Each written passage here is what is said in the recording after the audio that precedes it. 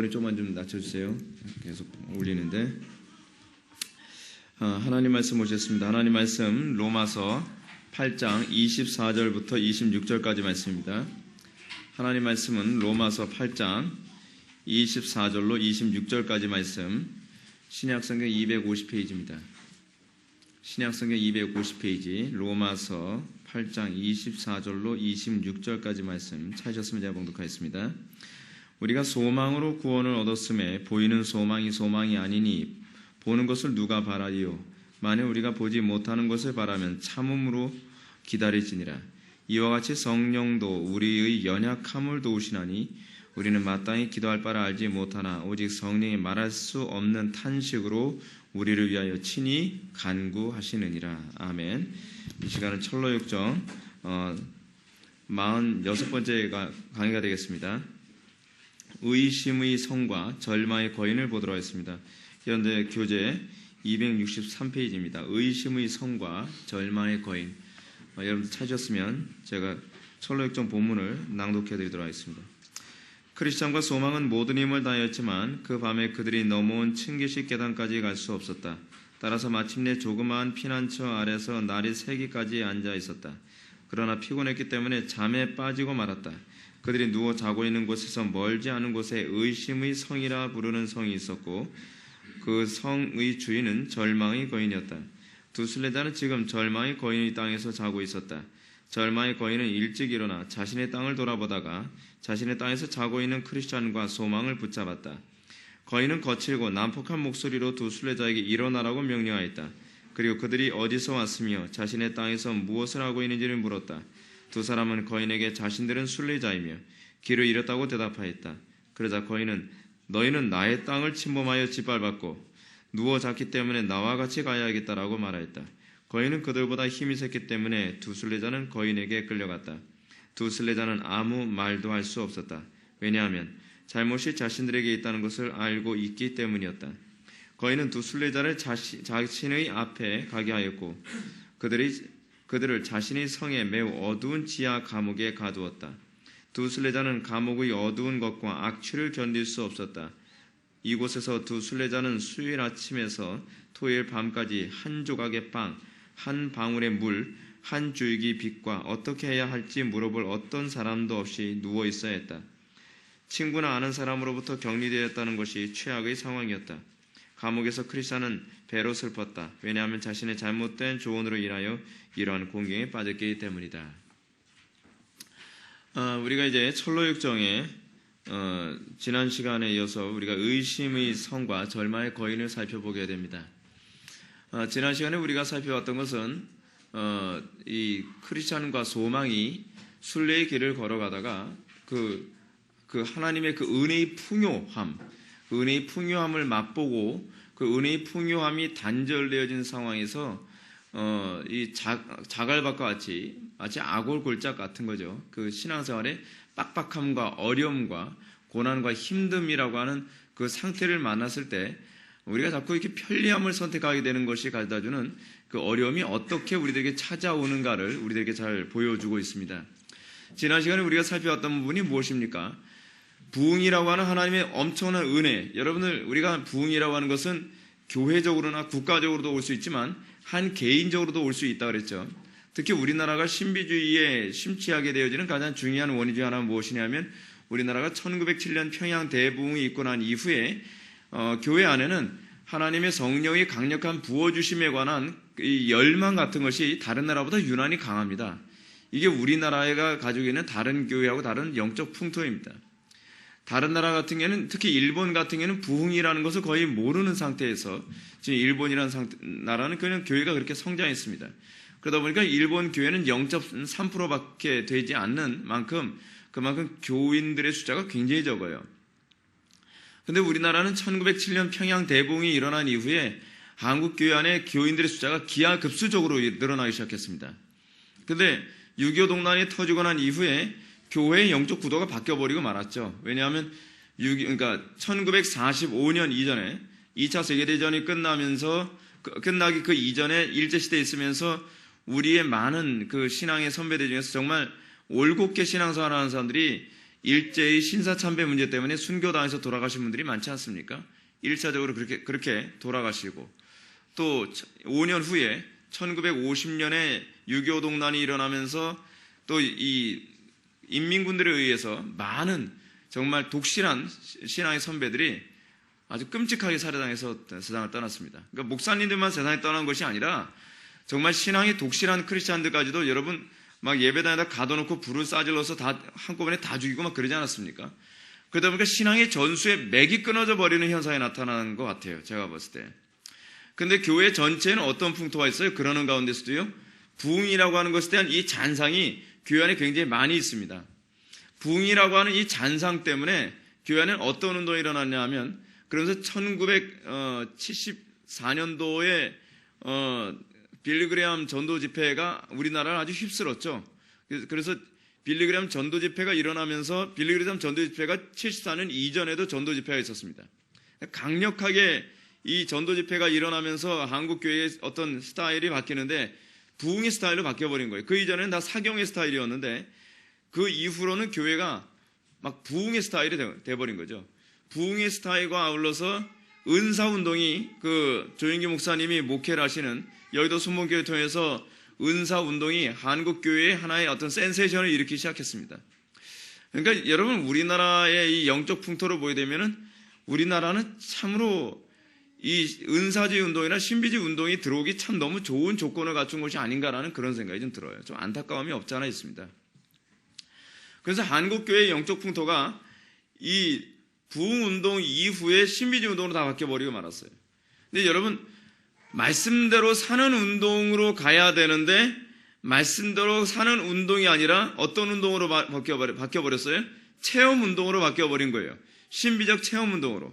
직통계시라든지 병고침 받는다든지 그렇지 않으면 예언을 한다든지 무슨 이 무당들에게서 나타나는 요소와 엇비슷한 요소들이 교회 안에 자리를 차지하게 말았죠. 근데 사람들이 어떻습니까? 고난은 싫고 그리고 신비적 체험은 좋고, 그러니까 이 철로역전에서 얘기하는 것처럼 어떤 현상이 나타났어요. 이 곁길 초장으로 자꾸 가고 싶은 거죠. 근데 곁길 초장으로 가고 나니까 어떤 문제가 생겨버려요? 길을 잃어버리는 현상이 나타나 버리는 거예요. 이게 우리나라의 지금 현상이에요. 우리나라의 현상. 뭔가 체험도 많고 은혜도 많고 뭔가 신비적 경험도 많이 하는 것 같은데 혼란스러워요. 여러분, 신앙생활에서 혼란스러운 것만큼 잘못된 게 없습니다. 각자 자기 소견에 옳은 대로 신앙생활하는 것이죠. 근데 여러분, 진리의 길에서 떠나고 나면 그 길을 돌이킨다는 것이 얼마나 어려운지 모릅니다. 지난 시간에 우리가 살펴봤던 것처럼 크리스천과 소망이 곁길 초장으로 갔습니다. 처음에 어때요? 좋지요?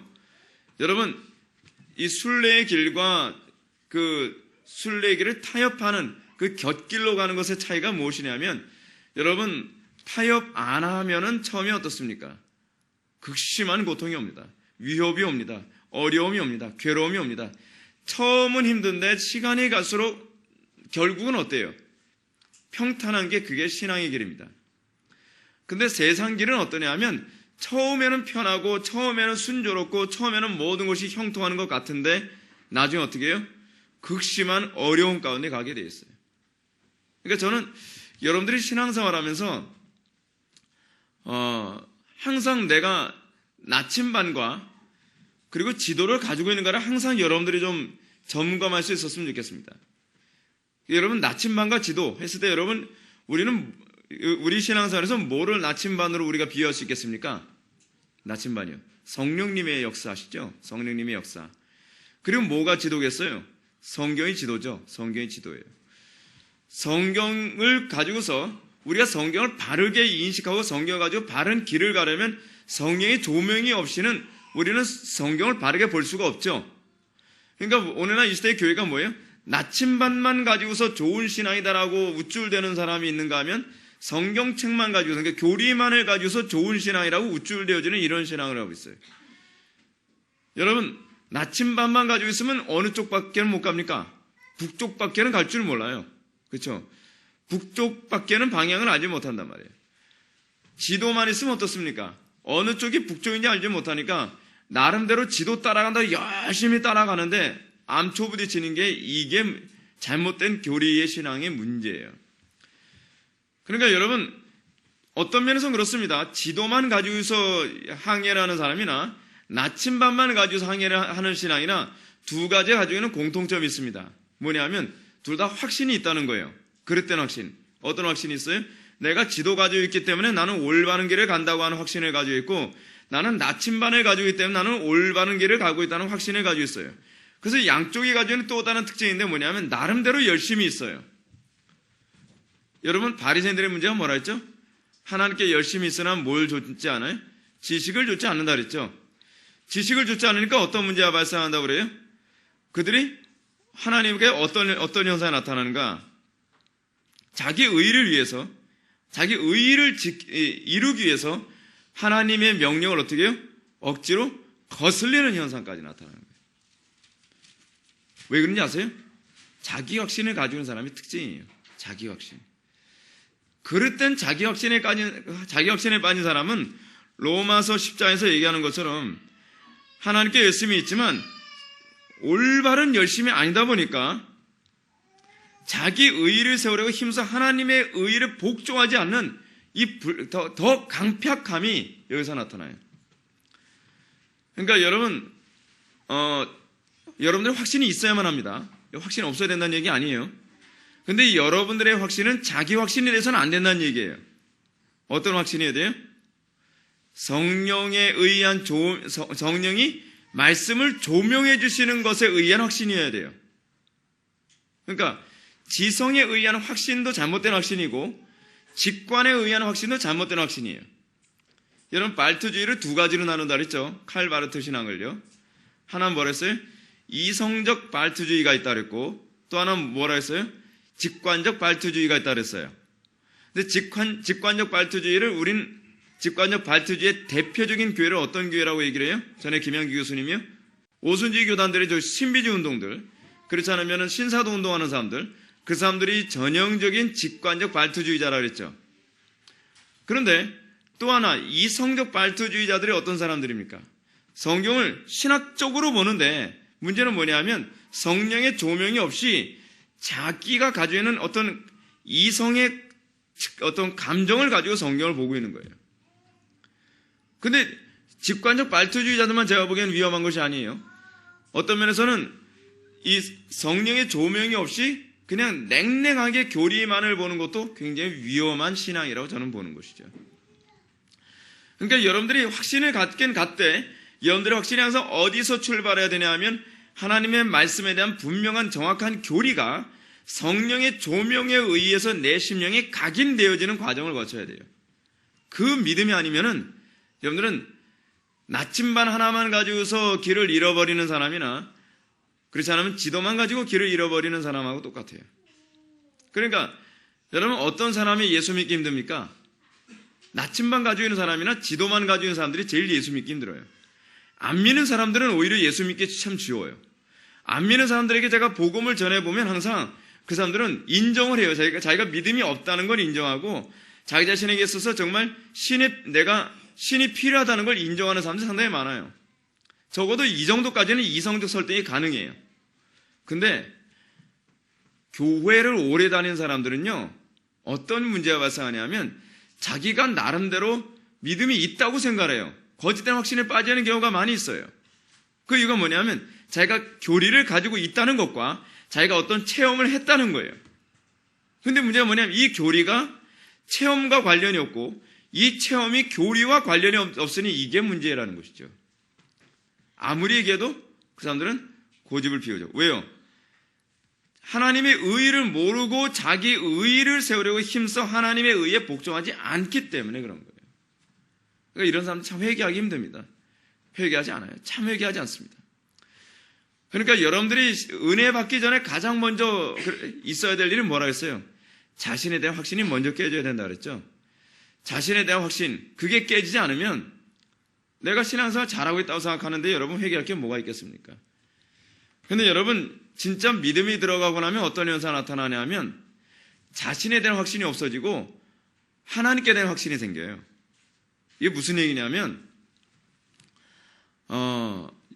이 소위 자신에 대한 확신이 많은 사람들의 특징이 이거예요.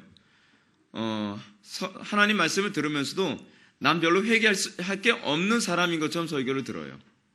덤덤하게 들어요. 옳지, 좋은 소리. 저 맞는 소리야. 그런데 하나님 안에서의 확신을 갖고 있는 사람의 특징이 뭐냐면 나는 하나부터 열까지 다 틀렸다는 것에 대한 확신이 있어요. 첫 번째 확신이. 그래서 하나님의 말씀을 들으면서 내가 저것도 회개해야 되는구나. 내가 저것도 회개해야 될 부분이구나. 내가 이것도 잘못했구나. 내가 이것도 내가 깨져야 될 부분이구나 라고 하는 것을 끊임없이 깨달으면서 어떻게 해요? 자기 부인과 하나님께 대한 확신으로 가요. 자기 확신이 아니라 무슨 확신이에요? 하나님께 대한 확신이에요. 하나님께 대한 확신. 그래서 자기 확신이 강한 사람들은 통의할 줄 모릅니다. 자신만만합니다. 어떤 지적을 하더라도 그거에 대해서 괜히 거슬리게 듣죠. 그게 이게 문제인 거예요. 그래서 우리가 믿음이 들어가기 전에 먼저 깨져야 되는 부분이 뭐냐면 자기 확신이 먼저 깨져야만 하는 겁니다. 근데 참 감사한 것이 뭐냐면 오늘 본문에 나오는 크리스찬과 소망은 자기 확신에 빠진 사람은 아니에요. 이 사람들은 그늘 자기 자신이 틀렸다는 것을 알고 자기 자신이 틀렸다는 걸 아는 사람들의 특징이 뭐예요? 겸손하죠? 겸손해요. 다른 사람의 권면이나 그렇지 않으면 하나님의 말씀 앞에서 항상 어떻게 해요? 자신을 뒤돌아보죠. 자신을 뒤돌아봐요. 그리고 다른 사람이 지적에 대해서 항상 귀를 기울일 준비가 되어 있어요. 이게 진정으로 자기 확신에 빠지지 않은 사람의 특징이에요. 근데 자기 확신에 빠진 사람들은 굉장히 고집이 셉니다. 그리고 너무나 확신이 돼서 자기가 틀렸다라고 조금 더 생각을 하지 않고 다른 사람을 막 강압적으로 움직이려고 하는데 굉장히 그 독특성을 많이 드러냅니다. 그래서 우리가 지난 시간에 살펴봤던 것처럼 크리스찬과 소망은 모든 힘을 다하여 층계식 계단을 이제 찾으려고 했지만 결국 층계식 계단을 찾지 못했죠. 왜 찾지 못했죠? 진리에서 한번 여러분 벗어나면 미로와 같습니다. 여러분 신앙생활 쉬운 것 같죠? 그리고 여러분 어떤 면에서는 그렇죠. 여러분들은 설교자가 설교할 때 뭐 신학교에서 배웠으니까 저렇게 교리다 설교할 수 있겠지 여러분 생각할 수 있을지 모르겠는데 여러분 성경책은요 교리가 나와 있는 게 아닙니다. 그러니까 여러분들 이런 게 있어요. 본문 하나를 설교할 때 그 주석이 본문 하나하나에 대해서 교리를 일일이 다 설명해 주기 때문에 설교자가 그 교리 보고서 설교를 준비하는 게 아니에요. 이게 어려운 문제예요. 여러분 그렇기 때문에 설교자들도 한번 진리의 길에서 벗어나기 시작하면요 길을 잃어버리기가 똑참이에요. 얼마나 길 잃어버리기가 쉬운지 모릅니다.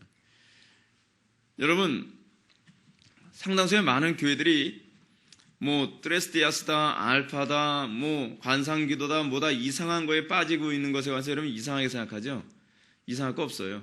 한번 거기에 물이 들어서 눈이 그것이 옳다라고 생각해서 눈이 한번 가려지면 안 보여요. 은사주에 한번 빠져서 그것이 옳다라고 생각되어지면 분별이 생기진 않아요. 길을 잃어버려요. 왜 타협하지 말라고 제가 여러분한테 끊임없이 말씀드리냐? 한번 타협해서 잘못된 길을 걷기 시작하면 사람들이 가지고 있는 일종의 관성이라는 게 있습니다. 그 관성이 뭐냐면 내가 가는 길은 자꾸 옳다고 재해석하려고 하는 그런 특징이 있어요. 그러다 보면 어떻게 해요? 남의 말을 듣지 않죠. 그러면서 어떤 현상이 나타나냐면 아무리 여러분들이 교리를 배워도 그 교리를 여러분들 방식으로 재해석하는 문제가 자꾸 생겨요. 자기가 길을 잃어버렸다라고 절대로 인정을 안 해요. 자기는 길을 잘 가고 있다고 생각을 해요. 근데 어느 정도까지 가야 이 사람이 어이쿠 내가 잘못 가고 있구나 라고 생각을 하냐 하면 자기 인생이 완전히 막장까지 가야 비로소 내가 인생에 뭔가 잘못돼 가고 있구나, 내가 뭔가 잘못 해석하고 있구나, 내가 뭔가 오류에 빠져 있구나 라고 하는 것을 그제서야 조금씩 눈치를 채기 시작을 합니다. 근데 아둔한 사람은 끝까지 그 길을 계속 가다가 완전히 멸망의 길까지 가게 되죠. 고집세고 교만한 사람들의 문제가 바로 거기에 있습니다. 아무리 권면해도 회개할 줄은 몰라요. 여러분 지금 우리나라 사회를 봅시다. 제가 보는 견지에서 지금 우리 한국교회는 정말 급히 빨리 회개하지 않으면 지금 큰일 날 상황이 있습니다. 여러분 우리나라 정치적으로 얼마나 지금 어둡습니까? 경제적으로 얼마나 지금 어둡습니까? 사회적으로 얼마나 어둡습니까? 여러분 이단이 요즘 이렇게 판치는 시대를 여러분 본 적이 있습니까? 신천지가 얼마나 날치는지 모릅니다.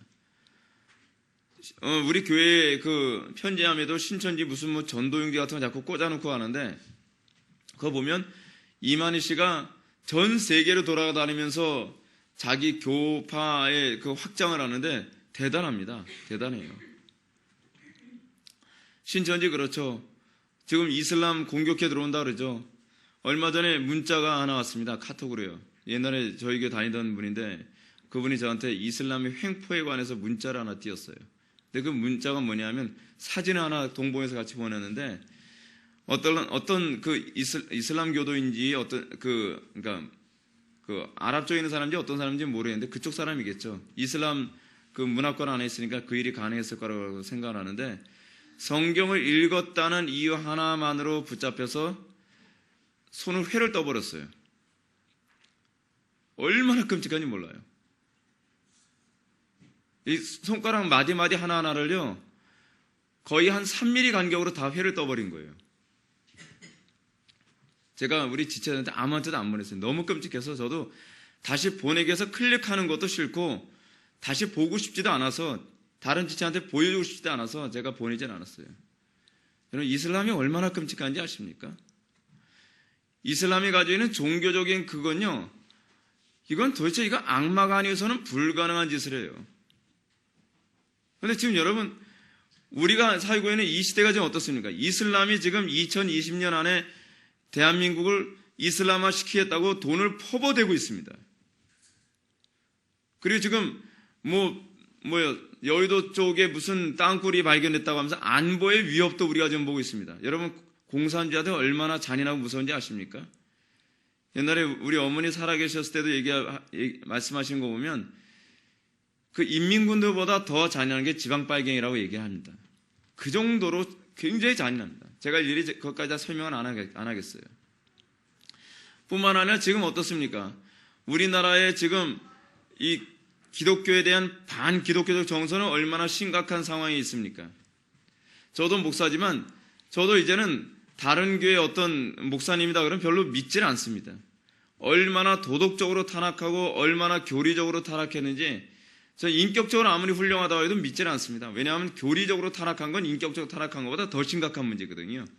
근데 교인들은 대부분 그걸 볼 줄 모릅니다. 그리고 요즘 우리나라 학교 붕괴나 사회 붕괴가 얼마나 심각합니까? 여러분 최근에 무슨 남양유업에서 어떤 종업원이 전화했다는 거 그것 때문에 요즘 인터넷에 난리도 아니죠. 난리도 아니에요. 종업원이 34살인가 35살인가 하는 그 종업원이 50대 넘는 분한테 자기네 물건 받아가지 챙겨가지 않는다고 막 욕을 하는데 너 뭐라고 하면서 막 욕을 하고 막 그랬다는 거예요. 학교에서 요즘 학생들이 선생님들에게 하는 행포는 어떻습니까? 뿐만 아니라 요즘 아이들이 어버이날인데 아이들이 부모에 대해서 여러분 욕하는 사이트가 있다는 거 여러분 들어보셨습니까? 우리나라 여러분 이런 상황 보면서 여러분 어떻습니까? 여러분들에게 현실적으로 지금 일어나지 않는 문제라고 해서 우리는 그거 가지고 심각하게 생각 안 하고 아무런 대처도 하지 않죠. 우리 지금 뭐 해야 될 때입니까? 하나님께서 이런 모습 보여주면서 어떻게 뭐라고 지금 말씀하신지 안 들리십니까?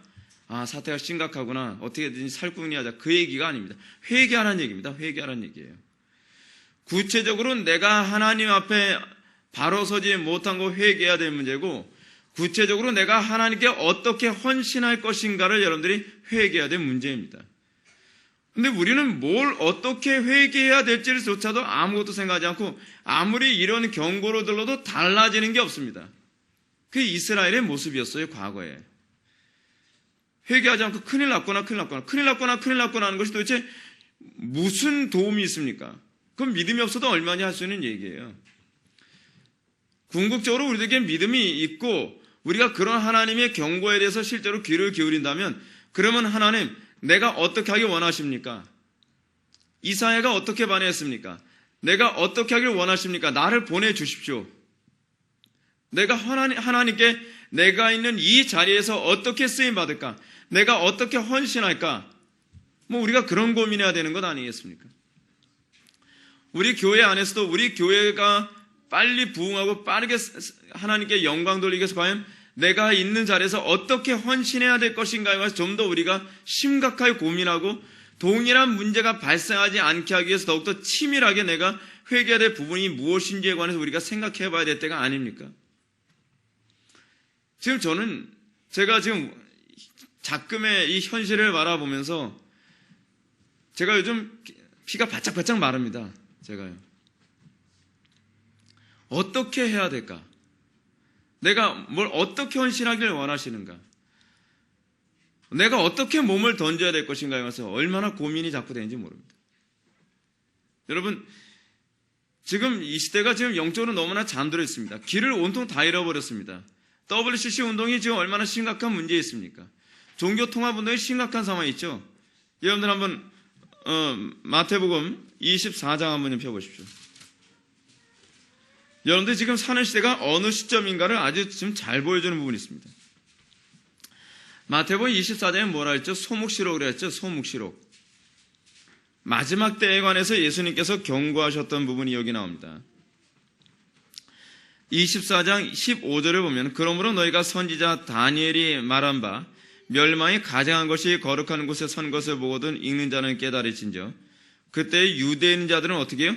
산으로 도망할지며 지붕에 있는 자는 집 안에 있는 물건을 가지러 내려가지 말지며 밭에 있는 자는 겉옷을 가지러 뒤로 돌이키지 말지어다.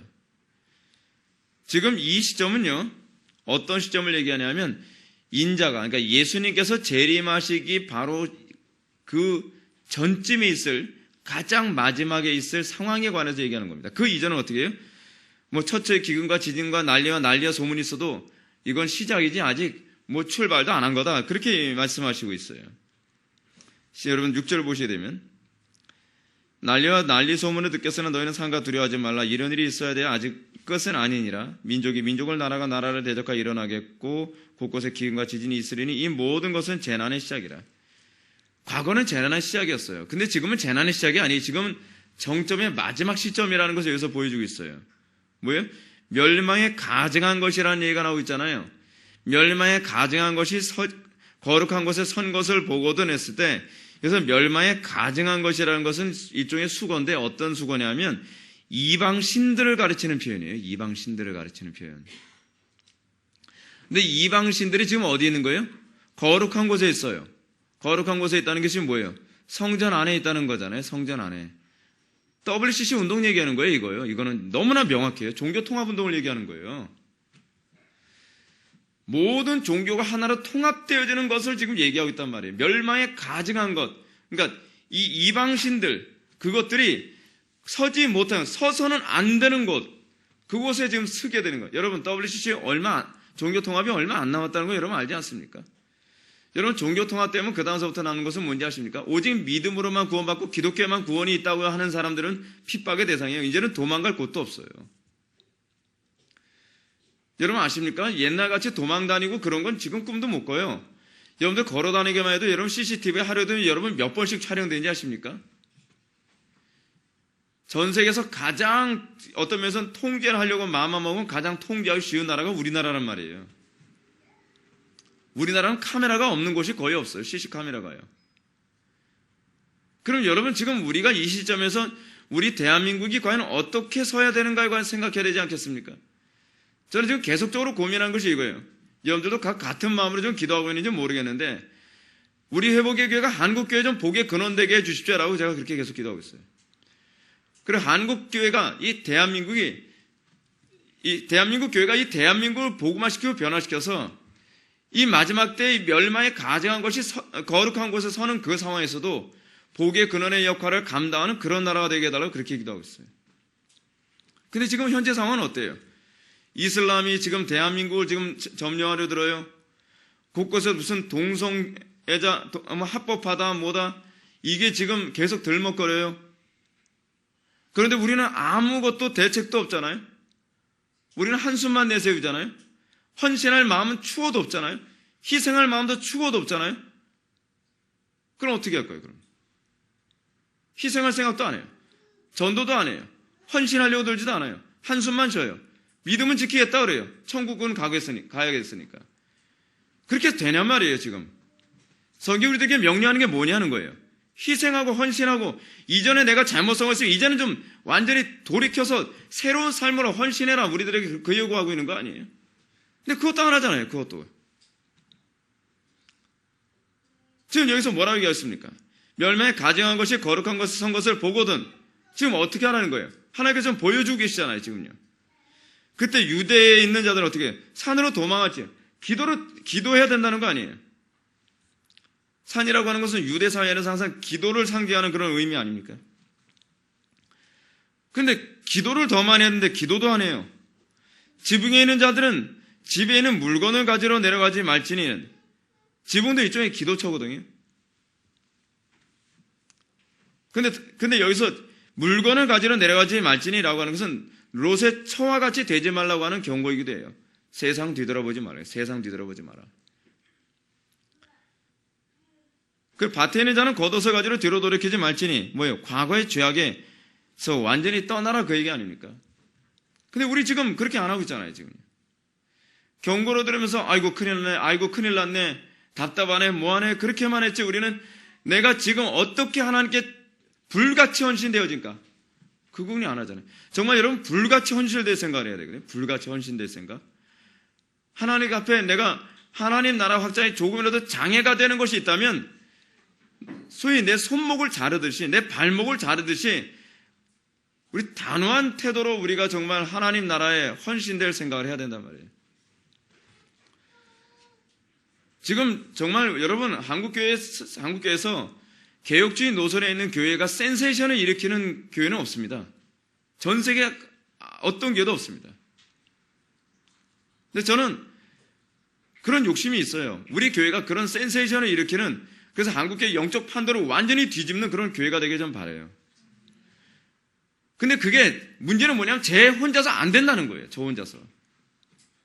이게 제가 답답한 문제예요. 같이 이 부분에 헌신되어져야 된다는 거예요. 같이.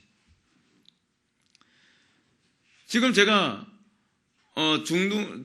중등학교, 요즘 중학교 애들 오늘도 학교 신문에 보니까 저는 이런 생각까지 해요. 우리 애들 초등학교 졸업하면 중학교는 보낼 생각 말아야겠다. 중학교나 애들을 학교에 보내는데 아무 의미가 없어요. 지금요.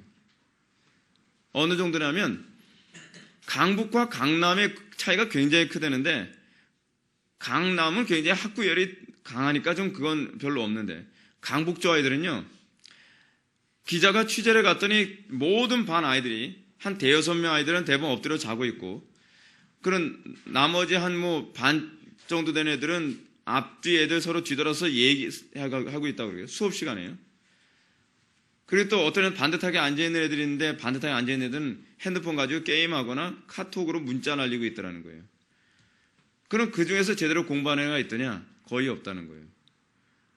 학생들의 이 그러니까 공부의 자립 수준은 거의 수준 미달이라는 거예요, 지금요. 아이들은 지금 그래서 뭐예요? 나쁜 짓만 하고 있고 온갖 악한 생각으로만 가득한 거예요. 선생님은 아이들을 통제할 수 없으니까 그냥 자기 혼자 애들이 듣든 말든 그냥 진도만 나가고 있는 거예요. 밖에서 뭐 하느냐? 밖에서 아이들이 늦었는데 뛰지도 않고 그냥 걸어서 어슬렁어슬렁 걸어서 오는 아이가 또 있더라는 거예요. 개판이죠, 개판. 그럼 여러분, 문제는 학교를 안 보내는 게 문제가 아닙니다. 안 보내서 어떻게 할 거예요, 그러면? 제가 지금 속 터지는 게 그거예요. 안 보내서 어떻게 할 거예요? 대책 있어요? 학원을 보내야 될 게 아니에요. 돈 있어요, 그럼요?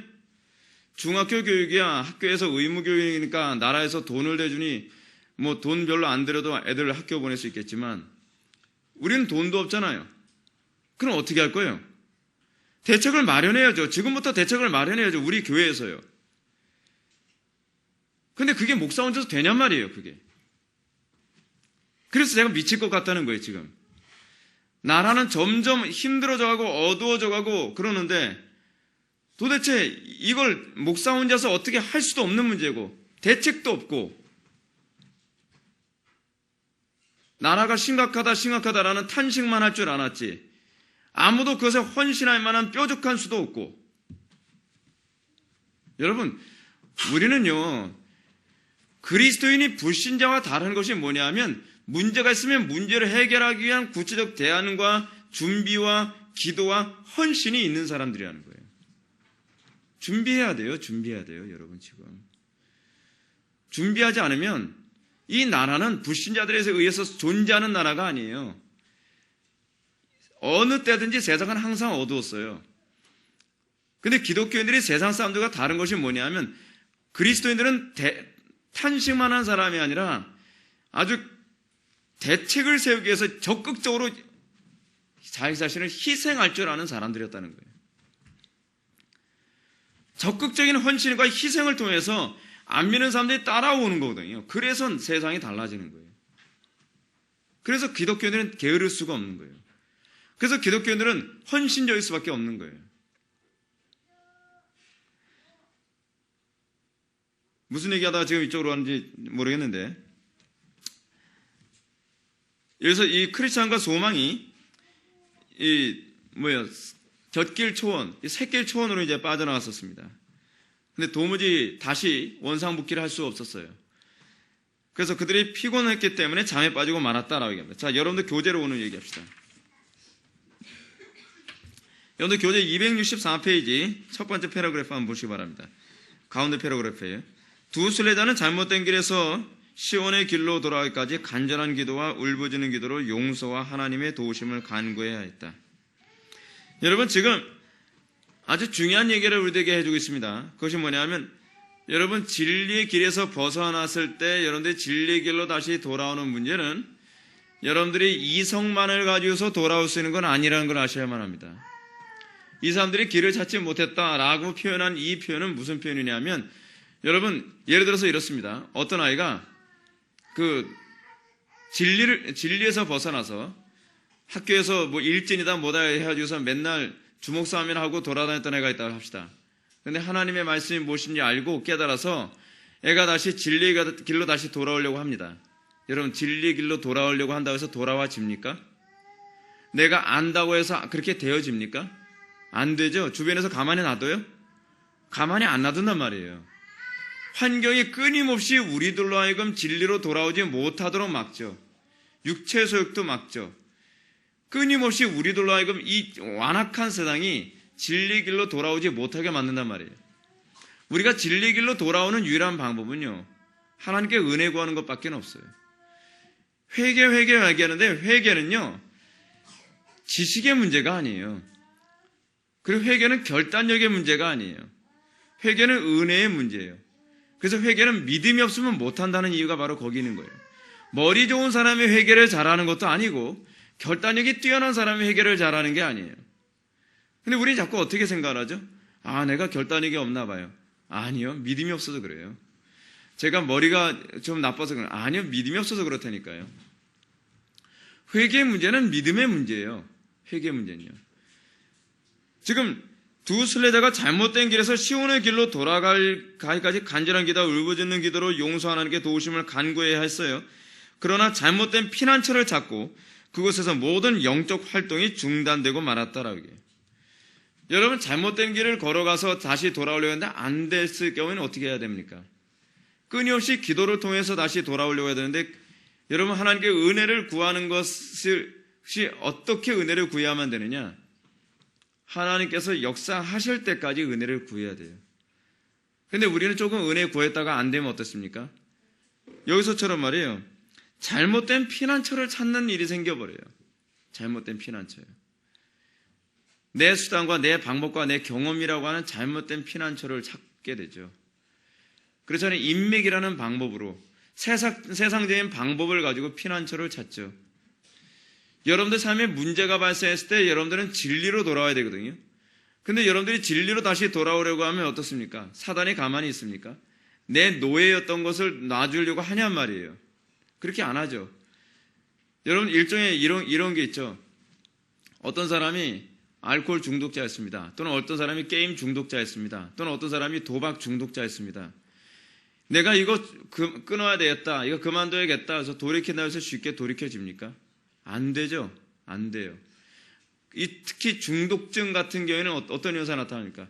끊임없이 자꾸 그쪽으로 돌아가지 않으면 견딜 수 없는 이 육체 반응 같은 게 생기잖아요. 견딜 수 없을 만큼. 그랬을 때 우리가 어떻게 해요? 이 문제를 해결하기 위해서요. 하나님께 은혜를 구하기보다는 어떻게 쉬운 방법을 자꾸 찾으려고 하죠. 예를 들어서 이렇습니다. 옛날에 어떤 여자가요, 이 눈만 뜨면 거미가 보이는 그런 어떤 환각 증세 같은 현상이 나타났대요. 근데 거미를 너무 싫어하는 여자거든요. 근데 눈만 뜨면 거미가 자꾸 보이는 거예요. 그래서 정신병원에 갔어요.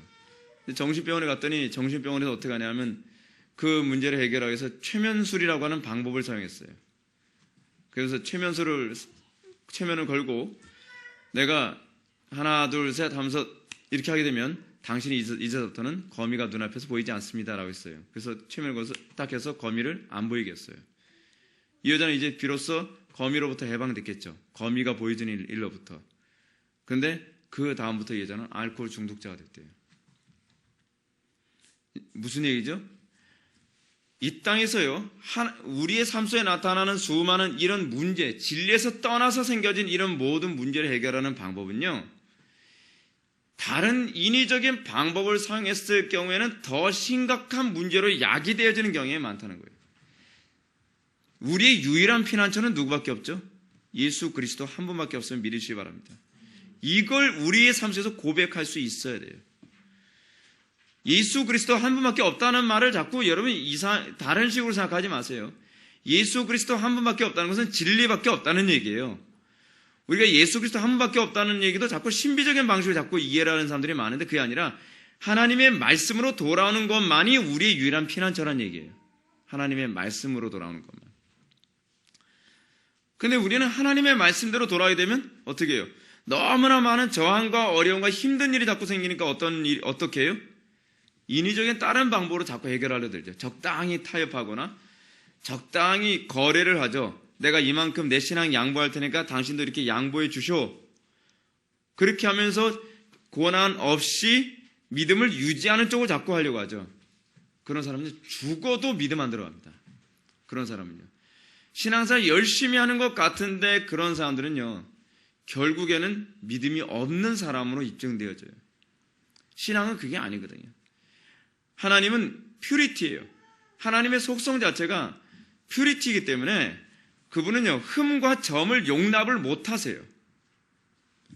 그런데 우리는 자꾸 하나님을 내 방식대로 생각을 하잖아요. 조금 타협해도 하나님 괜찮겠지. 요즘 강단에서 온전이라고 하는 교리가 사라지고 나서부터 자꾸 이런 것이 교회 안에 자연스럽게 들어와 버리고 말았어요. 그래도 내가 하나님 말씀을 안 산 게 아니에요. 내가 타협한 건데 그래도 하나님께서 받으시겠죠. 그래도 나름대로 진실되게 나름대로 최선을 다한 거예요. 근데 여러분, 진실되게 나름대로 최선 아무 의미가 없어요. 아무 의미가 없어요. 여러분, 신약은 좀 접어놓고서라도 구약을 보십시오.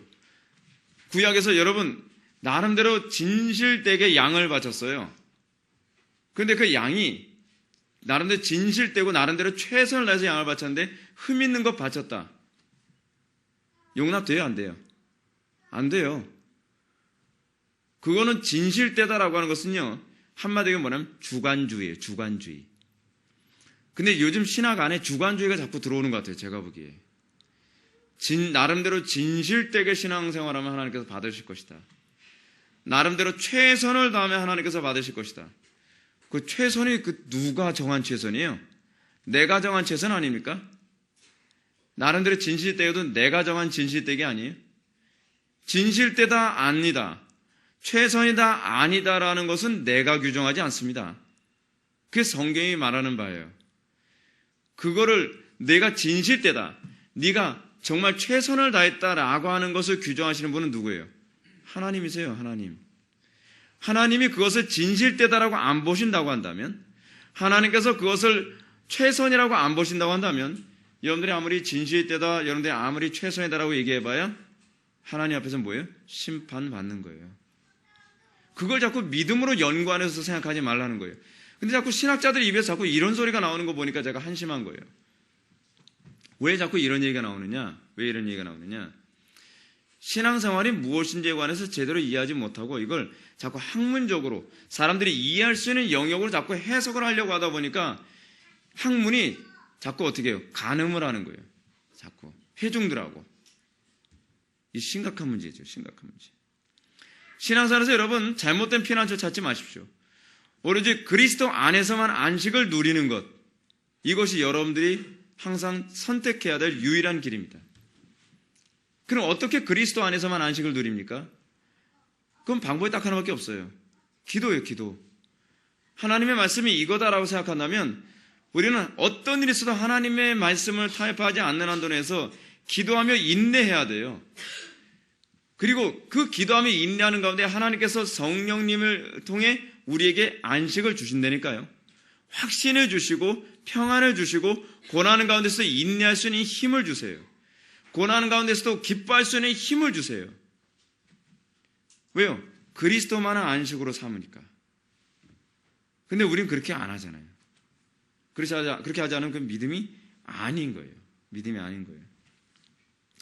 그래서 이 두 순례자가 잘못된 피난처를 찾고 난 다음에 어떤 결과가 야기되는가? 두 순례자가 잘못된 피난처를 찾았다는 것은 자신들의 죄를 잠시 감추려는 시도를 하였다는 것을 의미합니다. 죄를 감추려는 시도 가운데 영적 게으름에 빠졌고 결국은 절망의 거인의 손에 붙잡히고 말합니다. 영적 게으름. 그것이 절망의 게으름의 전형적인 특징입니다. 오늘 우리가 얘기하고자 하는 중요한 핵심이 절망의 거인 아닙니까? 절망의 거인. 따라서 이 장면은 용서와 그리스도를 찾고 구하는 것에 있어서 잠시 쉴 때 더 큰 어려움이 온다는 것을 가르치고 있습니다. 여러분, 어려움이 있으면 어려움이 있을수록 뭐 해야만 합니까? 더 기도해야 됩니다. 여러분들이 그리스도를 나의 유일한 안식처로 삼는다는 고백은요, 기도를 통해서만 위로를 추구하는 사람만이 그리스도 안에서 안식을 추구하는 사람입니다. 세상에서 여러분들 하나님 말씀을 살려고 하면 얼마나 괴롭습니까? 여러분, 우리가 찬송가 가사 중에 저는 김남준 목사님이 하기 때문에 노래는 안 부르겠습니다. 김남준 목사님 같이 또 고음도 안 올라가고 찬송가 가사 보면 피난처 있으니 환난을 당한 자 내게 오라. 그리고 또 이런 가사 있죠. 내 기도하는 이 시간 그때가 가장 즐겁다. 여러분, 기도하는 그 시간이 가장 즐겁다. 이 표현 여러분 잘 이해하셔야 돼요. 조나단 에드워즈는 기도가 뭐라 하냐면 우리가 싸워야 될 육체의 전쟁, 영적 전쟁 중에 가장 힘든 전쟁이 뭐냐면 기도하기 싫어하는 우리 육체의 본성과의 싸움이라고 얘기하고 있어요. 그러면 여러분 기도하는 시간이 즐거워요? 힘들어요? 힘들죠. 근데 여러분 찬송가 가사 보면 내 기도하는 그 시간 그때가 가장 즐겁다. 이게 무슨 얘기인지 아십니까? 기도야말로 내가 유일하게 피난을 하고 내가 유일하게 위로를 얻는 그 시간이기 때문에 그런 겁니다. 그래서 기도하는 그 시간 그때가 가장 즐겁다라고 그러는 거예요. 우리의 본성 자체는요, 기도를 싫어해요. 기도하는 걸요. 저도 개인적으로 기도하는 것이 가장 중노동이에요. 근데 어떨 때 가장 기도를 하고 싶은 마음이 불듯이 일어나냐면 내 마음이 너무 괴로울 때, 내가 너무 힘든 상황에 처했을 때, 내가 너무 두려운 상황에 있을 때, 내가 어떻게 내 힘으로 아무것도 해결할 수 없다고 하는 절망감에 빠졌을 때, 그때는요 빨리 기도실 가고 싶어요. 빨리 기도해서 하나님 앞에 부르짖고 매달리고 싶어요. 왜요? 그때가 가장 즐겁기 때문에 그래요. 그때가 가장 마음이 편하기 때문에 그래요. 그때가 가장 나에게 마음이 든든하기 때문에 그래요. 여러분들이 신앙생활 하면서 이 영적인 이 은혜를 항상 누렸으면 좋겠습니다. 여러분들 삶 속에서 기도만이 나의 유일한 위로고, 기도만이 유일한 나의 피난처고, 기도만이 나의 유일한 힘이 된다는 것을 여러분들이 느낄 수 있었으면 좋겠습니다. 그런 사람은요, 기도하라 강요 안 해도 기도에 목숨 겁니다. 근데 문제는 뭐냐면 너무나 많은 그리스도인들이 기도를 한다고 하면서도 기도를 통해서 위로를 얻어본 적도 없고, 기도를 통해서 기도가 나의 피난처 된다는 것을 경험해 본 적도 없고, 기도를 통해서 내가 새 힘을 공급받아 본 적도 별로 없고, 기도를 통해서 환경을 바꿔본 경험이 없으니까 기도가 위로라고 생각되지 않죠. 오히려 어떻게 해요? 힘들고 어렵고 그 고통스러운 일이 있으면 기도를 쉬어버리잖아요. 오히려. 근데 기도를 쉬어버리면 어떤 현상이 나타나느냐? 이 절망의 거인이 우리에게 엄습해 오는 거죠. 절망의 거인이. 그래서 여러분 어떻습니까? 기도 안 하면 어떻게 해요? 기도 안 하고 한숨만 쉬면 점점 절망만 몰려오죠. 대책이 없잖아요. 여러분들 힘으로 할 수 있는 게 없잖아요. 지금 제가 보기에도 그래요. 지금 기도밖에 할 게 없다는 것이 제가 느끼는 결론인 게 뭐냐면 너무나 세상의 파도가 너무 높아요. 너무 높아요. 여러분 보십시오. 전 세계가 동성결혼을 합법화하는 추세에 있어요. 여러분 인류 역사에 이렇게 거대한 파도를 만나본 인류의 선배들이 과연 몇이나 될까요? 우린 그 파도를 지금 접하고 있어요. 당대 최고의 영적 거인들이었다고 하는 청교도들도요, 전 세계적으로 그런 추세에서 살질 않았어요. 근데 우리는 그 시대에 살고 있어요. 엄청난 파도를 우리는 직면하고 살고 있는 거예요. 근데 기도를 안 해요? 기도 안 하면 둘 중에 하나예요. 아예 그냥 체념해 버리든지, 그렇지 않으면 아예 절망의 거인에 사로잡히든지 둘 중에 하나밖에 없어요.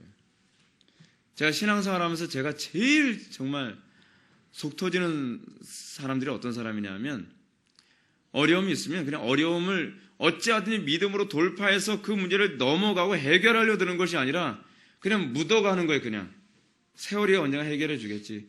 그냥 묻어가는 거예요. 쭉 그냥 가는 거예요. 아무리 괴로움을 줘도 그냥 언젠가는 해결되겠지. 그냥 가는 거예요. 그냥 바꿀 의향도 없고, 바꾸기 하면 몸부림도 치지 않고, 내가 이걸 내가 끝장목에서 내가 결판을 져야겠다라고 하는 그냥 악다구니 같은 것도 없는 거예요. 세월만 보내는 거예요. 1년이고 5년이고 10년이고 15년이고 아무것도 달라지질 않아요. 아무리 주변에서 이거 넌 변해야 돼, 바뀌어야 돼 아무 얘기해도 언젠간 바뀌겠지. 그냥 가는 거예요. 여러분 그렇게 신앙생활 하는 사람은요, 기도가 뭔지 몰라요. 기도가 뭔지요. 이건 뭐 성격상의 문제다라고 하면 뭐 성격상의 문제다라고 얘기해도 뭐 제가 뭐라고 얘기 안 하겠지만, 과거에 우리 어머니가 저한테 기도 생활에 관해서 가르치실 때 뭐라고 하시냐면, 문제가 있으면 길게 보지 마라. 짧은 시간에 빨리 끝장 볼 생각하고 아예 그 뿌릴 뽑을 각오라고 기도하라는 거예요. 근데 그게 정답이더라고요. 그게 정답. 제가 신학을 공부하면 공부할수록 우리의 신화의 선배들이 죄다 그렇게 기도했더라고요. 질질 끌질 않았어요. 질질 끌질 않았어요. 저는 질질 끄는 것 자체를 굉장히 싫어해요. 그걸요. 성격상 좀 못 견뎌요. 근데 그 질질 끌면서 여러분 살아가야 되면 어떻게 되는지 아십니까? 점점 영적으로 무감각해져 가요. 무감각해져 가요. 여러분 어떻습니까? 처음에 지적받을 때는 심각하다고 느껴지죠. 자꾸 지적받으면 어떻습니까? 무덤덤해져요. 왜요? 그 죄에 친숙해져 버렸기 때문에 그래요. 여러분들 그 264페이지 맨 마지막 패러그래프 보면, 크리스찬과 소망이 잠을 잔 곳은 의심의 성에서 멀지 않은 곳이었다라고 해요. 이게 무슨 얘기죠? 영적인 잠은요, 영적으로 잠드는 것은 의심과 별로 거리가 멀지 않다는 얘기예요. 여러분 그래서 뭡니까? 미라는 5 처녀를 어떤 처녀를 잠든 여자라고 얘기해요. 잠든 여자. 깨어있으라라고 얘기하잖아요. 영적으로 잠들었다는 것은요, 사실은 불신과 동의어입니다. 이것이 성경에서 계속 우리들에게 얘기해 주는 바입니다. 요즘 한국교회 교인들 어떤지 아십니까? 요즘 이슬람이 이렇게 심각하대 느낌이 없어요. 요즘 동성애 합법화된대 이러면 큰일 나는데 별 느낌이 없어요. 뭐 느낌이 있다고 해서 깨어있다는 얘기는 아니에요. 여러분, 느낌이 없는 것은 더 심각하다는 얘기일 뿐이에요. 깨어있다라고 하는 얘기는 무슨 얘기냐? 깨어있다는 것은요, 느낌이 있다는 얘기를 의미하진 않아요. 느낌은 당연히 있어야 되지만, 깨어있다는 것은 불을 비추는 상태가 있어야 깨어있는 거예요. 그래서 미련한 5 처녀의 특징이 무엇입니까? 등불을 밝히고자 하는 기름이 없어서 난리잖아요. 깨어있는 사람들의 특징이 무엇입니까? 우리는 자꾸 깨어있다는 것은 뭘 얘기하죠? 감각이 있는 걸 깨어있다고 생각하잖아요. 심각하구나. 나 심각한 거 느끼는 거 보니까 난 깨어있나 보구나. 그건요, 불신자들도 느껴요. 지금 여러분, 동성결혼 반대하는 건요, 우리 기독교인들만 반대하는 거 아닙니다. 안 믿는 사람들도 더 심각하게 생각합니다. 근데 기독교인들 중에서는 심각하게 생각하지 않은 기독교인들이 너무 많아요. 무슨 얘기죠? 제가 좀 심한 얘기를 한다면 오늘날 기독교인들의 정신적으로나 영적인 수준은 안 믿는 사람들보다 더 악한 상태에 있어요. 이게 굉장히 심각한 문제예요. 불신자들만큼의 감각조차도 없어요. 도덕적 감각조차도 불신자들보다 떨어져 있어요. 몰상식하잖아요. 길거리에서 전도하는 거 여러분 보셨잖아요. 상식에서 떨어지는 행동을 하잖아요. 불신자들보다 도덕적 감각도 더 떨어져 있고, 그리고 또 어때요? 그들의 어떤 세상을 바라보는, 사회를 바라보는, 정치를 바라보는, 문화를 바라보는, 현실을 바라보는 감각도 불신자들보다 더 떨어져 있어요. 무슨 얘기냐? 성령의 역사가 아니라는 거예요. 악한 영의 특징이 뭐냐면 사람을 마비시키는 거거든요. 의식과 감각을 마비시키는 거거든요. 불신자들보다 더 마비되어 있다는 것은 신앙이 굉장히 잘못됐다는 걸 의미하고 있어요. 근데 한국교회 교인들이 그래요. 근데 그렇다고 해서 여러분들이 이 시대를 바라면서 심각하구나라는 걸 느꼈다고 해서 깨어있다고 생각하지 마세요. 깨어있다는 것은 내가 어떻게 빛을 비출까에 관한 궁극적 대책을 하나님께 구하고 그에 헌신하는 것이 이게 깨어있는 거예요. 회개로 반응하는 게 깨어있는 거예요. 이전의 삶과 동일하게 계속 그 삶이 반복되고 있다. 여러분 요나서를 보십시오. 여러분 요나서나 그렇지 않으면은 그 구약에서 이스라엘 백성들 회개할 때 어떤 현상이 나타납니까? 장차 하나님께서 너희들을 심판할 것이다. 하나님께서 너희들의 죄에 대해서 진노하고 계신다라고 선언하니까 어떻습니까? 아이고 큰일 났구나로 끝나지 않죠. 큰일 났구나가 아니에요. 베옷을 입고 머리에 죄를 뒤집어 쓰고 이제까지 저질렀던 죄를 다 돌이키고 하나님께로 다시 헌신하면서 그들의 삶을 바꾸는 거예요. 이게 깨어있는 거예요. 이게 깨어있는 거예요. 근데 우리는 그런 소리를 아무리 들어도 기도 시간도 늘어나지도 않고 내가 직장이나 캠퍼스나 가정에서 내가 헌신해야 될 것이 무엇인가에 관해서도 제대로 바뀐 것도 없고 교회 안에서 내가 뭘 어떻게 헌신할 것인가에 관해서 구체적으로 내가 기도하면서 성령의 인도를 받고 내가 더 하나님께 헌신해야 될 것이 무엇인지를 구체적으로 찾아보려고 하지도 않고 아무것도 달라진 게 없으면 이건 깨어있는 게 아니죠. 이건 잠든 거죠. 그 잠든 사람들, 의심의 성에서 멀지 않다는 것이죠. 이 절망 거인은 잠을 자고 있는 두 순례자를 깨워서 자신의 땅에 침입했다는 죄를 부과해서 그들을 감옥에 가두죠. 의심의 성 안에 절망의 거인이 있습니다. 뭘 얘기하느냐? 여러분들 그 교재 밑에 네 번째 줄, 성과 청주의 이름인 의심과 절망은 그리스도 안에 있는 평안을 발견하기 전까지 심령 속에서 연속적으로 일어나는 영적 상태를 의미합니다. 의심은 불신앙과 긴밀하게 연결되어 있어요. 의심은 성과 같은 특징을 가지고 있어서 사람들이 의심 속에 가두어서 빠져나오지 못하도록 합니다. 여러분 의심에 한번 빠져든 사람은 나오기 힘듭니다. 근데 여기서 의심의 성주가 절망이라는 말은 의심의 근원에는 절망이 있다는 것을 말합니다. 참된 말씀의 중심에는 반드시 소망이 있죠. 이게 믿음은 항상 의심과 대조를 이루는 것처럼 소망과 절망은 대조를 이루죠. 믿음은 여러분들에게 소망을 가져다 줍니다. 그러나 의심은 여러분들에게 절망을 가져다 줍니다.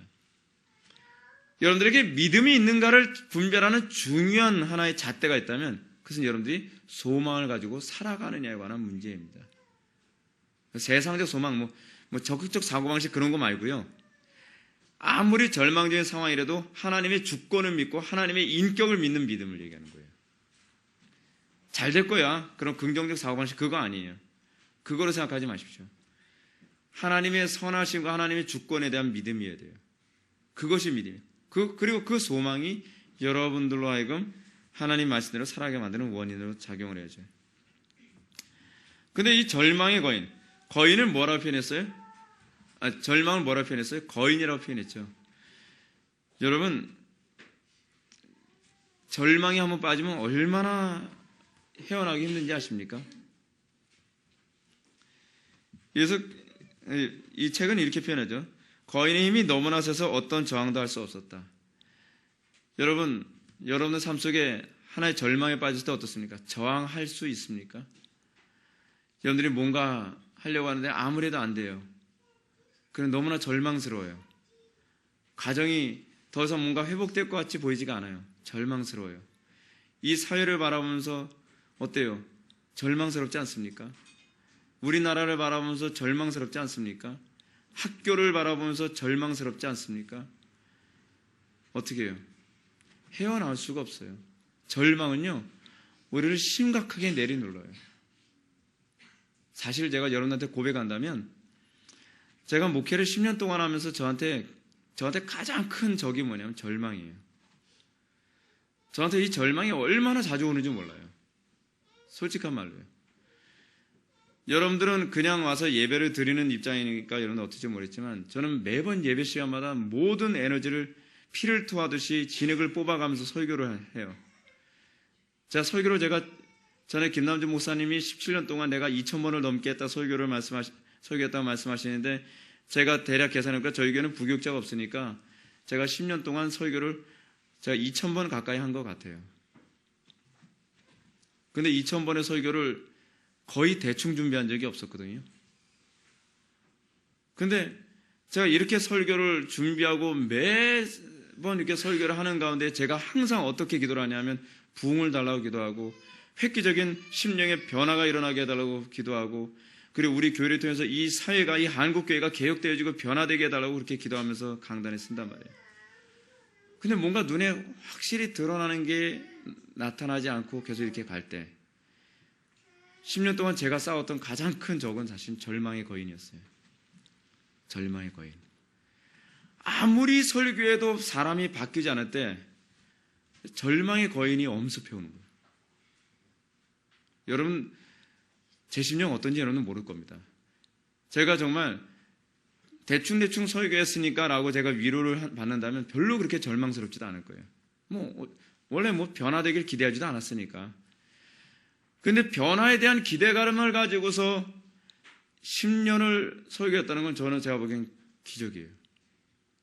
그럴 때마다 제가 매번 저에게 엄습해오는 건 절망이에요. 절망. 근데 그 절망의 거인이 힘이 얼마나 센지 매번 신음할 정도로 저항하기가 힘들 정도예요. 실제로요. 여러분들 교재 그 다음 패러그래프 보게 되면 265페이지. 크리스찬과 소망은 의심의 성의 지하감에서 가장 비참한 상태로 사회를 지냈다. 여러분들 이 그림에 보게 되면은 절망의 거인에 붙잡혀서 의심의 성 안에서 넋을 잃고 앉아있는 크리스찬과 이 소망의 모습 보이지 않습니까? 가끔가다 제 모습이 이래요. 솔직히요. 여러분 강단에서 제가 항상 용감하게 설교하는 사람이니까 저는 안 그러겠지 생각할지 모르지만 이게 제 모습이에요.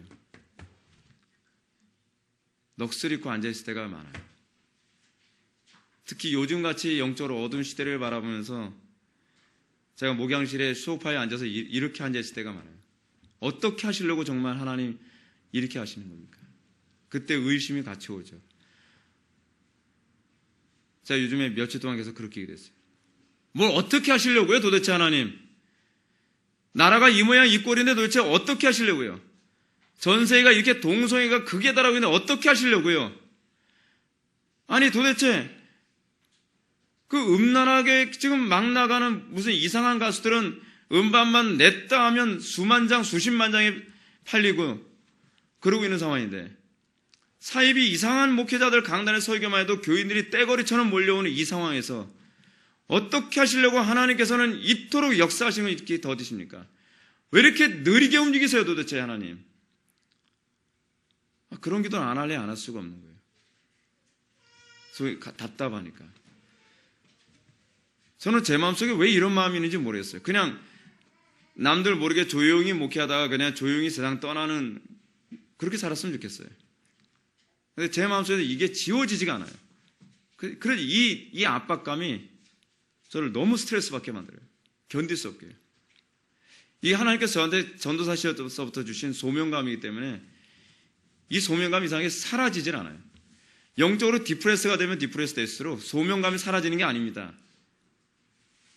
여러분들 영적으로 디프레스 되면 소명감 사라질 것 같죠? 그렇지 않아요. 스트레스가 와요. 영적으로 디프레스가 되면 하나님의 영광대로 살지 못할 뿐이지 그렇게 살지 못하는 내 자신에 대한 자괴감 때문에 미칠 것 같은 상태로 몰려와요. 모르겠어요. 다른 사람은 어떤지 모르겠는데 저는 그래요. 근데 지금 제 마음이 그렇단 말이죠. 그래서 우리가 정말 이 절망과 싸우려면 어떻게 싸워야만 하느냐. 그리고 하나님께서는 제가 10년 동안 어떻게 이 절망의 거인과 날마다 싸울 수 있도록 했는가. 265페이지 밑에서 한 6번째 쪽 봅시다. 두 순례자가 처하게 된 지독한 상황, 하나님께서 자기 백성들에게 징계하실 때 나타나는 현상이다 라고 이렇게 얘기하는데, 이 부분은 여러분 두 가지로 보셔야만 합니다. 이거 이렇게 보면 안 돼요. 첫 번째 뭐냐면 우리에게 오는 절망 중에 하나 뭐냐면 엘리야 신드롬과 같은 절망감이 있어요. 진리에서 벗어나서 진리와 그러니까 세상과 타협했을 때만 이런 절망의 거인이 오는 게 아니에요. 여러분 엘리야가 엄청난 절망감에 빠져 있었죠. 엘리야 신드롬 보면요. 근데 엘리야가 진리를 타협해서 생긴 절망감입니까? 그 절망 아니었죠. 현실에 대한 탄식 때문에 생긴 절망감이에요. 하나님의 말씀대로 이 절망감은 엘리야에게만 있었던 게 아니에요. 예레미야에게서도 있었던 거예요. 예레미야에게도 얼마나 절망감이 심했습니까? 그 예레미야가 뭐라고 얘기합니까? 내가 아무리 하나님 말씀 증거해도 회개하는 사람이 없는데 나 더 이상 여호와의 말씀을 증거하지 않겠습니다.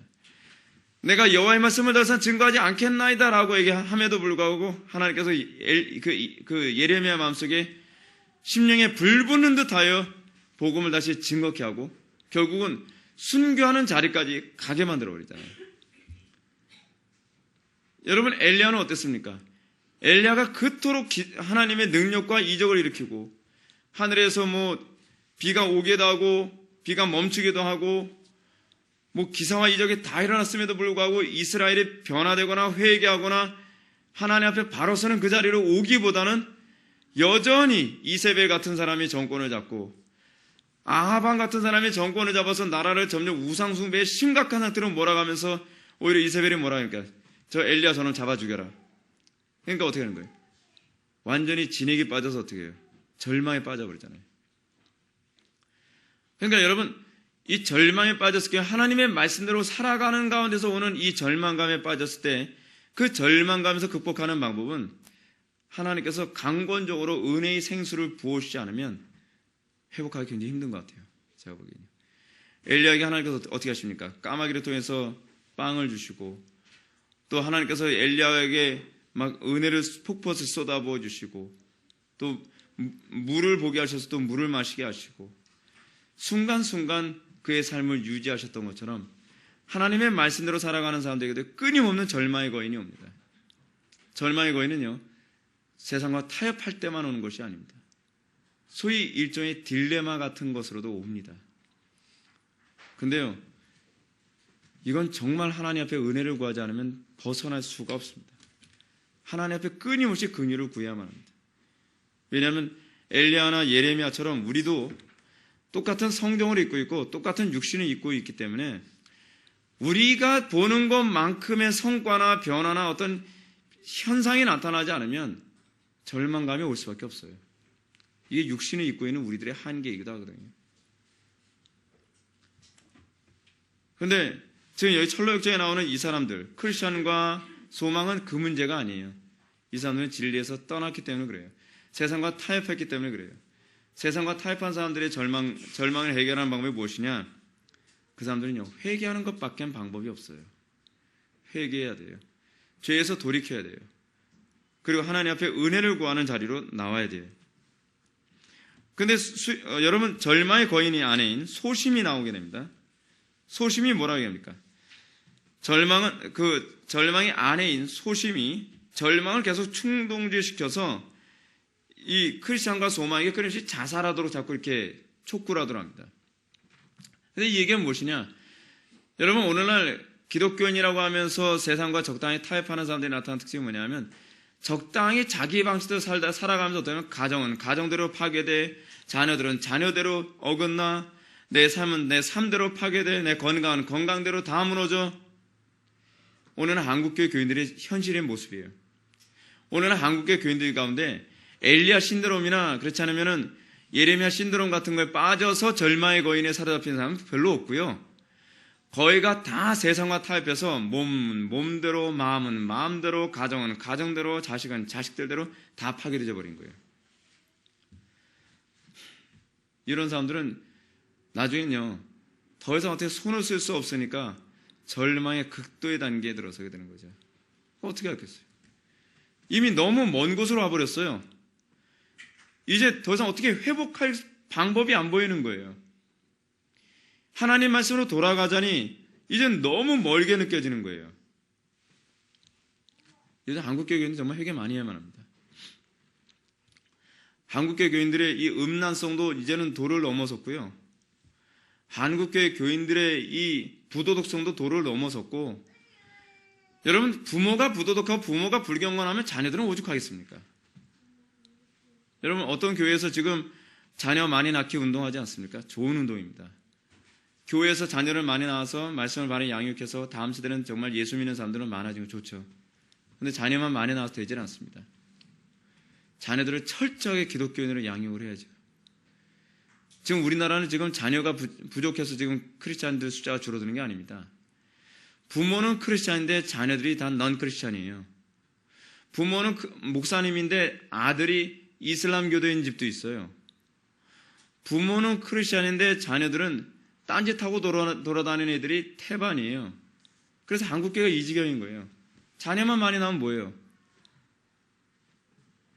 교회에서 한 명 한 명을 정말 바른 그리스도인으로 양육하는 것뿐만 아니라 자녀들 양육은 누구 몫이라고요? 부모 몫이었잖아요. 부모 몫. 부모가 불경건하면 교회에서 아무리 잘 가르치고 교회에서 아무리 잘해도 소용이 없어요. 근데 문제가 뭐예요? 부모가 세상과 적당히 타협하고 부모가 불경건에 살아가니까 자녀들도 당연히 세상 친구들처럼 그렇게 살아가면서 어떻게 해요?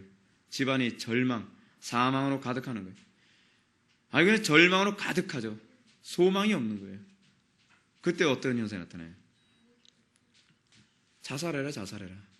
요즘 우리나라 자살이 유행 아닙니까? 절망의 거인이 얼마나 판치고 있는 세상인지 알만하죠. 우리나라 지금 절망의 거인이 얼마나 심각하게 장악을 했는지 몰라요. 근데 절망의 거인의 와이프가 누구라고요? 소심. 마음이 점점 소심해지죠.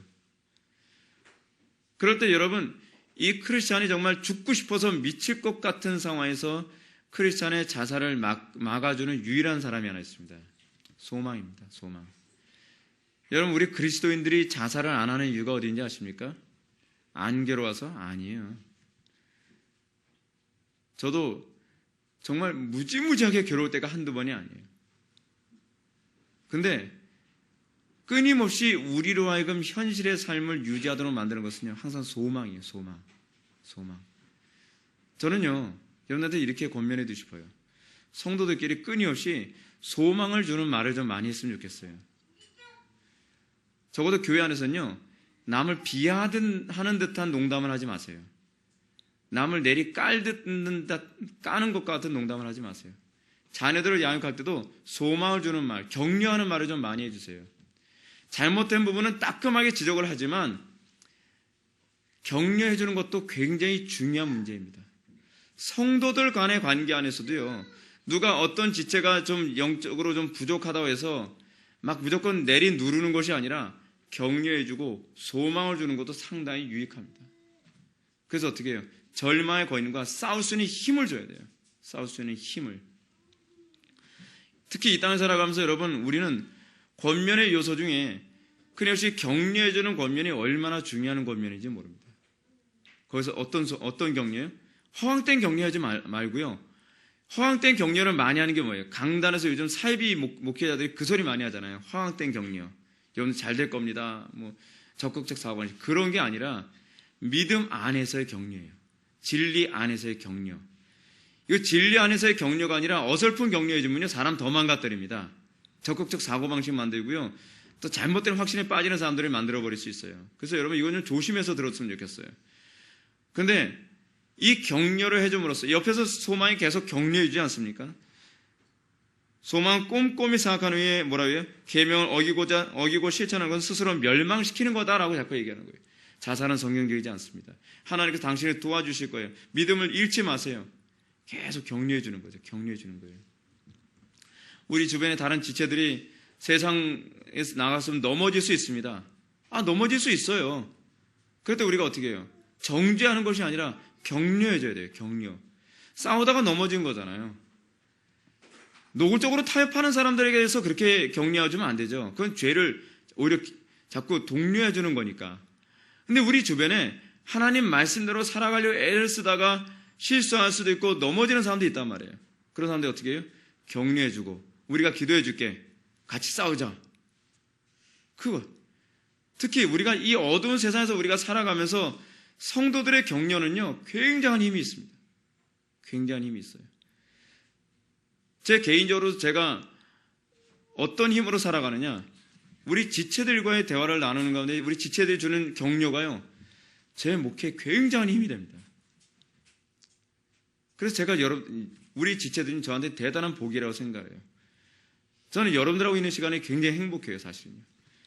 그래서 제가 힘들 때마다 제가 여러분들하고 얘기하는 걸 되게 좋아하잖아요.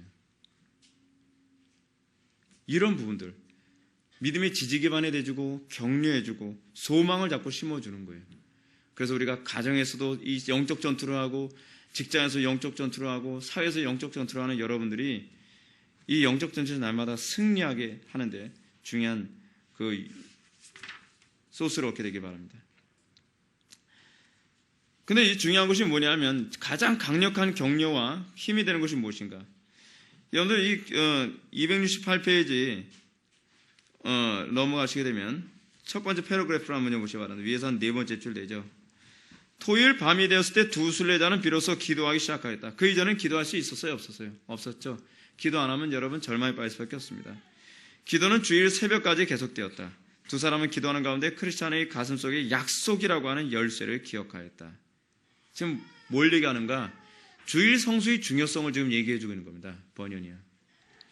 주일이 어떤 날이라고요? 영혼의 장터라고 하잖아요. 영혼의 장터. 여러분들의 가장 중요한 격려와 소망과 위로가 되는 것이 무엇이냐? 언약이거든요. 하나님의 약속. 하나님의 약속. 여러분, 제가 누누이 말씀드리죠. 왜 제가 주일 성수를 거의 율법주의자처럼 제가 엄수하라고 얘기하느냐? 주일 성수 안 하면 여러분들 믿음을 지킬 수가 없기 때문에 그래요. 제가 보는 견지에서 수요일, 금요일, 주일 했을 때 이 3일 중에서 하나님께서 가장 여러분들에게 은혜를 많이 부어주시는 날은요, 주일날이에요, 주일날.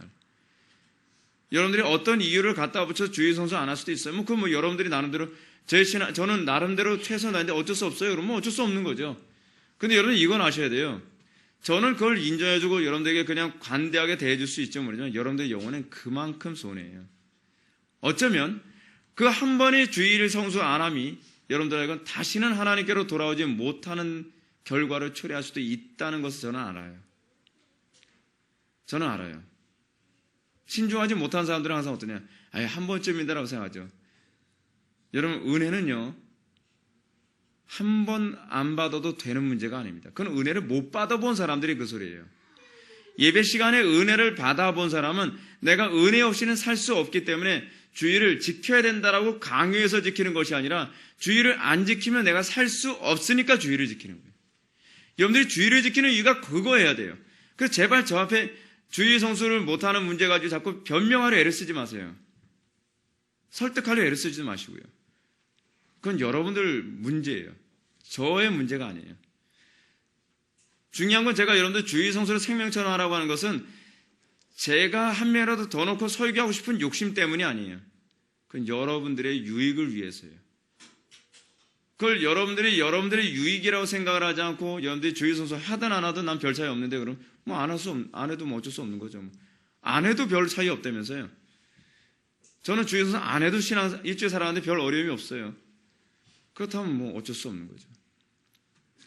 지금 청교도들은요, 율법주의자들이라고 보일 정도로 주일 성수를 생명처럼 여겼어요. 이들은 엄청난 박해와 고난 가운데서도 그들은 소위 1662년 그 금지령, 설교 금지령이 내려진 그 상황에서도 그들은 혹독한 추위 앞에서도요, 야외에서 예배드리면서 그들은 주일을 성수했어요. 스코틀랜드 같은 경우는 바람이 얼마나 세게 부는지 제가 말씀드렸죠. 스코틀랜드 겨울 같은 경우는 바람이 얼마나 세게 부는지, 바람 세게 부는 날에는 이 겨울에 봉 같은 거 하나 잡지 않으면 몸이 넘어갈 정도라는 거예요. 그럼 여러분, 스코틀랜드는 굉장히 춥거든요. 근데 그 추운 곳에서 그 사람들이 오늘같이 뭐 오리털 파카를 입고서 뭐 예배를 드린 것도 아니고 어그부츠 같은 그런 두툼한 털 달린 그 신발을 신고서 예배 드린 것도 아닌데, 애들, 어른들 그 추위에 사람들이 아무런 벽도 없이 설교 한번 듣고 예배 드리기 위해서 그 사람들이 오는 그 열심을 비교한다면 오늘 한국교회 교인들이 얼마나 무장이 안 되는지 알만하죠. 예배를 통해서 내가 생명을 유지한다는 그런 감각이 없는 거예요. 지금 여기서 지금 뭘 얘기하는 거예요? 절망의 거인에 사로잡혀 있었던 이 사람들이 절망의 거인으로 해방되어지게 된 중요한 요인은 뭐라 얘기해요? 주일 성수. 두 사람은 수요일 아침에 절망의 거인에 잡혔는데, 중간 부분입니다. 토요일 밤이 되기까지 기도라고 하는 은혜의 수단을 사용하지 않았다. 마침내 하나님께서 기도라는 은혜의 수단을 사용하심으로 영혼의 부흥이 일어나게 하셨다. 그 밑에서 여러분 세 번째 줄, 두 순례자가 결국 약속이라는 열쇠를 발견하는 시점은 주일이었다. 청교도들은 주일을 영혼의 장날로 여겼는데 영혼에 필요한 것을 모두 사들였나이다. 하나님의 백성이 모여서 예배하며 하나님의 말씀을 들으며 영혼을 강력하게 만드는 날이다. 버넬이 주일 아침에 두 순례자가 의심의 성에서 탈출하는 장면을 묘사하고 있는 이유는 주일의 중요성을 가르치는 것이다. 주일 성수는요, 적어도 다른 교회는 모르지만 우리 교회 같은 경우에는 제가 여러분들이 주일날은 내가 참 시간 낭비했다라는 소리 나오지 않도록 최선을 다해서 준비하고 있다는 것은 제가 여러분들한테 감히 말씀드리고 싶습니다. 물론 하나님께서 그렇게 인정해 주실지 어떨지는 하나님 앞에 가봐야 될 문제지만, 저는 정말 나름대로 정말 최선을 다해서 주일 성수를 여러분들에게 정말 시간 낭비라는 생각이 들지 않도록 하기 위해서 최선을 다하고 있습니다. 그런데 여러분들이 주일 성수하는 데 있어서 마음이 흔들린다면, 조금 어려움이나 고난이나 핍박이나 고통 때문에 나 주일 성수하는데 마음이 흔들린다라고 한다면 그건 저의 문제가 아니라고 생각을 합니다. 여러분들의 문제라고 생각합니다. 이 마지막 때를 살아가면서 여러분, 우리에게 지금 처해진 상황을 잘 보십시오. 우리는 완전히 절망의 거인에 사로잡힌 시대에 우리가 살고 있습니다. 정치적으로, 경제적으로, 사회적으로, 교육적으로, 문화적으로. 여러분, 정말 TV를 켜는 것도 두렵고 인터넷을 켜는 것도 두렵고 아이들한테 동화책 하나 보여주는 것도 이제는 두려운 시대에 살고 있습니다. 이렇게 절망의 극에 달한 시대에서 여러분들이 절망의 거인에 사로잡히지 않고 여러분들이 이 시대를 살아가는 방법은 딱 두 가지밖에 없습니다. 첫 번째, 쉬지 말고 기도하십시오. 기도를 대충 하지 마십시오. 제발 좀 대충 하지 마십시오. 여러분, 기도와 말씀이 뭐라고 그랬죠? 은혜의 방편이라 했죠? 은혜의 방편이라고 한다면 은혜의 효력이 나타나야 되잖아요. 기도를 하는데 은혜의 효력을 여러분들 느끼지 못하면서 기도한다? 난 기도하는데 별로 달아지는 것도 없고, 기도를 하는데도 나는 기도가 나의 피난처라는 것도 못 느끼겠고, 그냥 기도하면서 괜히 그냥 그 카타르시스나 느끼기 위해서 눈물이나 짜기 위해서 기도하지 마세요. 기도를 통해서 정말 실제적인 은혜의 효력을 여러분 소망하면서 기도하십시오. 그리고 이 절망의 거인을 이기는 또 다른 하나의 방법, 이 두 가지 방법이다. 하나 뭡니까? 예배 드리는 걸 생명처럼 여기십시오. 저는 주일만을 강조하고 싶지 않습니다. 수요 예배와 금요 기도와 주일 예배, 모든 예배를 제가 여러분한테 그렇게 강조하고 싶습니다. 이 공적 예배 하나하나 정말 제가 대충 인도하지 않습니다. 여러분들이 마지막 때가 갈수록 우리 교회가 이 아름다운 전통이 계속 유지될 뿐만 아니라 여러분들이 이 가르침을 잘 귀담아 들어서 절망의 거인과 싸워서 날마다 승리하고, 그리고 절망의 거인에 사로잡혀서 고통받는 우리 주변의 수많은 영혼들을 주님께로 인도해서 그들로 하여금 절망의 거인에 사로잡혀서 자살로 가지 않도록 우리가 정말 권면을 많이 해야 될 것입니다. 이것이 우리가 살고 있는 시대고 이 시대에서 우리가 살아가는 유일한 방법인 것을 믿으시기 바랍니다. 기도하시겠습니다. 사랑이 많으신 하나님 아버지, 우리가 사는 이 시대는 절망의 거인들로 가득하며 우리는 그 거인들 사이에서 내리눌려 숨도 쉬기 힘든 시대에 우리가 살고 있습니다. 아버지 하나님, 우리가 이 절망의 거인에게 둘러싸인 이 시대를 살아가면서 우리가 절망의 거인보다 더욱더 엄청난 거인이 되신 여호와 하나님만을 우리의 소망으로 삼게 하여 주시고, 우리가 주의를 생명처럼 여길 수 있게 하여 주시사 하나님께서 우리에게 허락하여 주신 이 은혜의 방편을 우리가 조금도 소홀히 여기지 아니하고, 오히려 하나님의 그 은혜를 우리가 불평으로 억지로 지키는 것이 아니라 더욱더 감사하며 소망으로 모든 공적 예배에 참여할 수 있도록 은혜 베풀어 주옵소서. 모든 것 주님께 의탁합니다. 사랑하는 성도들에게 믿음과 소망과 사랑을 더하여 주시사 이를 통하여서 하나님의 나라가 더욱더 강력하게 확산될 수 있도록 은혜 베풀어 주옵소서. 예수님의 거룩하신 이름으로 기도드립니다. 아멘.